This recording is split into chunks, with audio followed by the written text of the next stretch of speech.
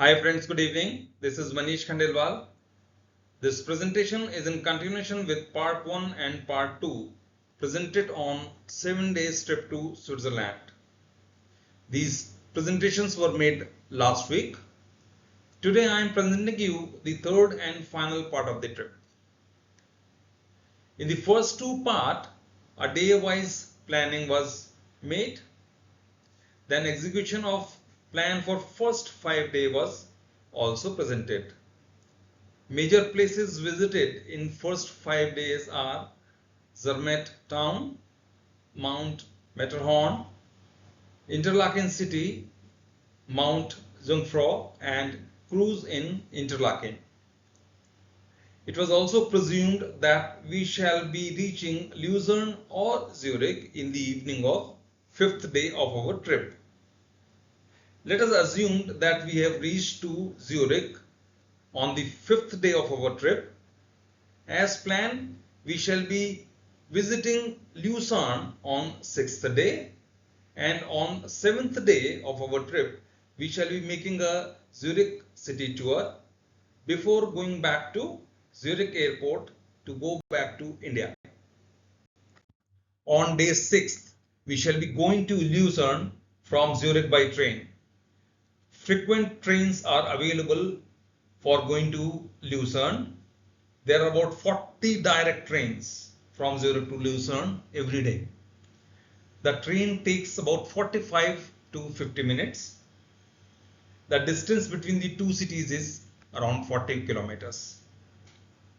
Lucerne is one of the oldest city in central Switzerland. After getting down from train, one can walk down to Chapel Bridge, which is a famous landmark. The bridge is one of the oldest wooden covered bridge in Europe and is close to 700 years old. The bridge stretches across the Reuss River and has fabulous triangular paintings. These are the triangular shape where there is no painting. I'll tell you why. Actually, a devastating fire broke out on this bridge in 1993. Destroying a considerable portion of this bridge and many paintings. Of course, a massive repair work was undertaken thereafter. We have an octagonal water tank by the side of this bridge. Another place of visit in Lucerne is Lion Monument. This monument was carved around 200 years before to commemorate the Swiss guards who laid their lives during French Revolution. The lion is depicted in a state of huge suffering. Another tourist spot is Music Wall. This wall was constructed in 14th century and is a depiction of fortification system in Lucerne on those days. You can climb on this wall. This is the top side of the wall from these towers. There are 8-9 towers. You can climb here and then see the panoramic view of Lucerne. This is Lucerne city. This is Lake Lucerne. It's a beautiful sight. I would like to tell you one important thing here. If one wants to go to Mount Titlis and Mount Pilatus, or at least Mount Titlis, then the same is possible within 7 days with some adjustment, like stay in Lucerne on 5th night instead of Zurich. Then start the day early, day 6th early. Then reach Zurich on day 6th evening. So not both, but at least one Mount Titlis can be adjusted. I have mentioned it here in red because it was not planned. Actually, Mount Titlis is a favorite destination for Indians, particularly persons from Bollywood. Many movies have been shot here. DDLJ, this Dilwale Dulhaniya Le Jayenge, one song was shot at Mount Titlis. There is a cutout of Shah Rukh Khan and Kajol at Mount Titlis. There are few activities also which can be planned: cliff walk, ice flyer, chairlift, glacier cave, etc. Visit to Mount Pilatus can also be planned, but yes, if we are planning to do Mount excursion on both Mount Titlis and Pilatus, then we'll have to extend our trip by a day. However, generally it is believed that if one has visited Matterhorn and Jungfrau, then visit to other mountains can be skipped. So if one is going from Lucerne to Mount Titlis, then he will have to catch a train from Lucerne to Engelberg, which takes around 45 minutes. From Engelberg to Titlis station, one can walk down or take a bus. It takes around 10 to 12 minutes. Then from Titlis station, you will have to take a cable car to a mid station.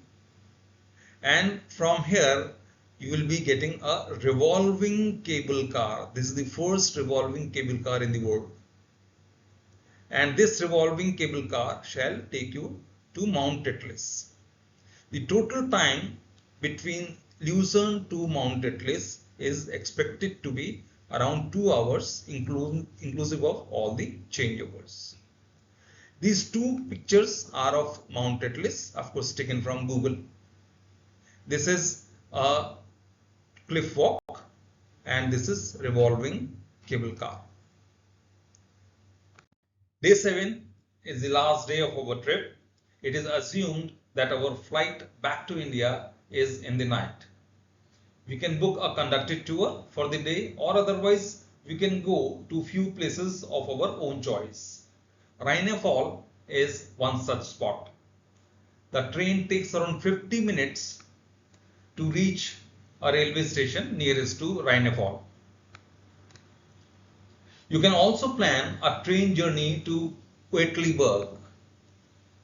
It's a great scenic 30 minutes train ride from Zurich. Quedlinburg is at 2,850 feet above sea level. You can imagine the height the train climbs. There are some breathtaking views taken from top of Quedlinburg. These pictures are on the next slide.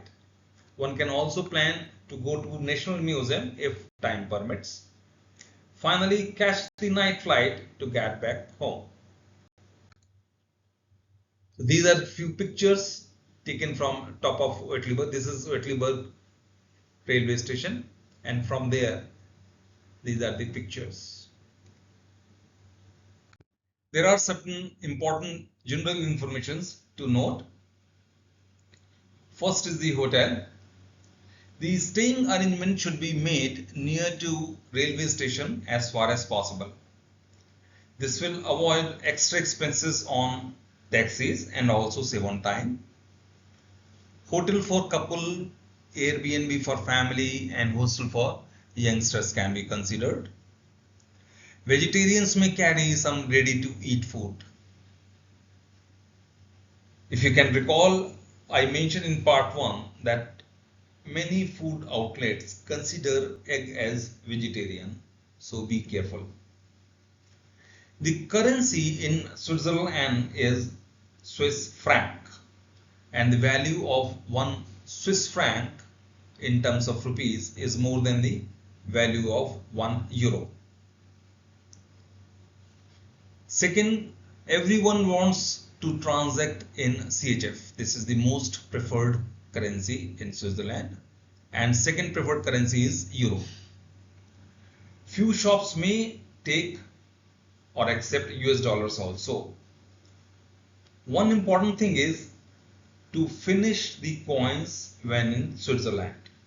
Foreign exchange windows do not accept coin converting to another currency. Switzerland is expensive, everybody knows. The staying arrangement or the hotel charges shall depend upon the type of accommodation you are choosing. Similarly, airfare also shall depend upon the class you are traveling, and also depending upon the season you are going in. Our cost of 6 days railway pass, which is known as Swiss pass also, is rupees 35,000 per person for 6 days. Then ticket for Mount Jungfrau is rupees 15,000 per person, and ticket for Mount Matterhorn is rupees 5,000 per person. This is extra.